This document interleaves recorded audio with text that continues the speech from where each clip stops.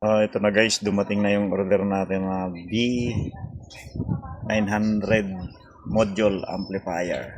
Ayan, ang first time natin gagamitin to. Ayan o, D900.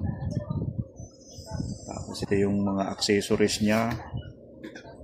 Meron siyang power cord with remote. Ang balak natin gawin dito is i-convert natin yung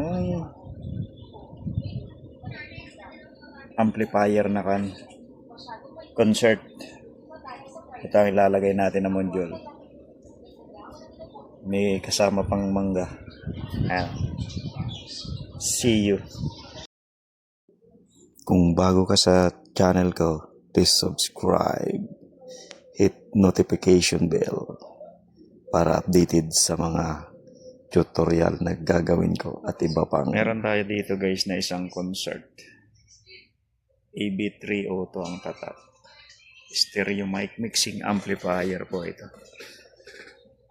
Ang issue nito ay hindi na tumutunog, sira na. Tapos ang gagawin natin, i-convert natin siya rito. Ang module na to is, ang model niya D900. Nabili ito sa Shopee. Gagawin natin, ilalagay natin to rito sa sa kaha. Tapos itong lahat ng laman ng amplifier na to, tatanggalin natin para mapalitan natin ng buo. Ayan, tatanggalin natin lahat yan.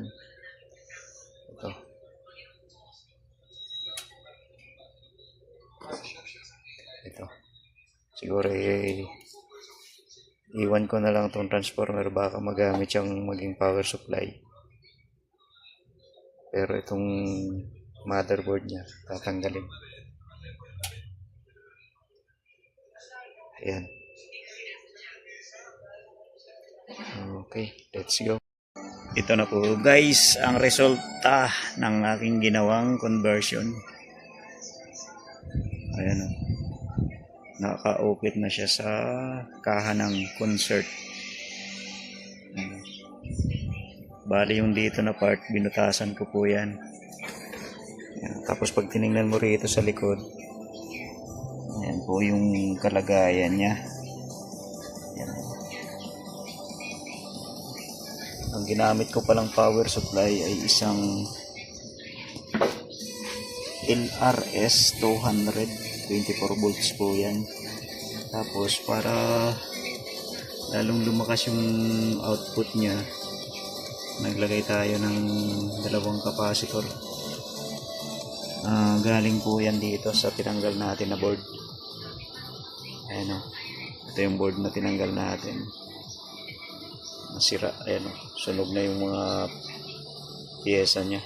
Siguro pwede pa namang repairin yan, kaya lang mas mabilis kasing gumawa pag board na lang ang papalitan.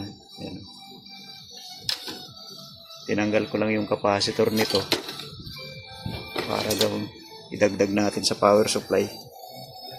Ayan o. Itong capacitor na nakalagay dito, ang value po niyan is 4,700 microfarad,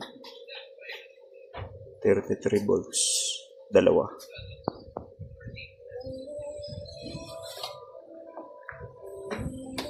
Gumagana na yan. Ayan.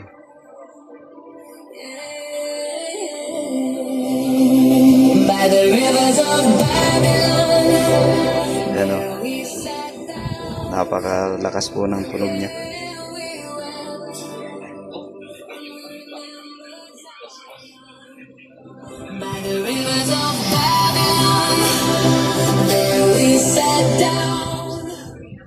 Yeah.